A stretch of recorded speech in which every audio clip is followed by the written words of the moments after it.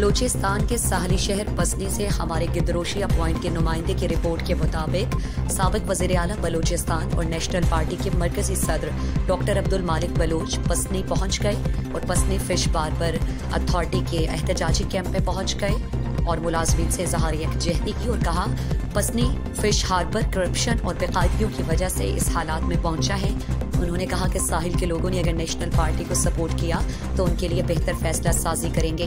ان خیالات کا اظہار انہوں نے اپنے دورے پسنی کے موقع پر پسنی فش ہاربر اتھارٹی کے ملازمین کے احتجاجی کیمپ میں صحافیوں سے گفتگو میں کیا۔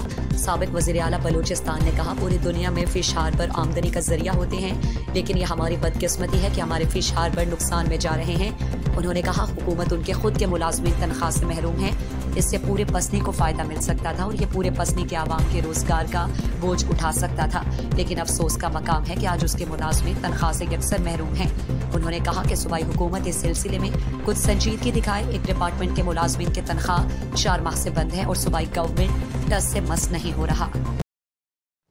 مزید دلچسپ معلومات اور خبروں سے آگاہ ہونے کے لیے Gadrosia point Facebook page, Instagram, Twitter کو فالو اور یوٹیوب چینل کو سبسکرائب کریں۔ بیل آئیکن بٹن دبانا نہ بھولیں۔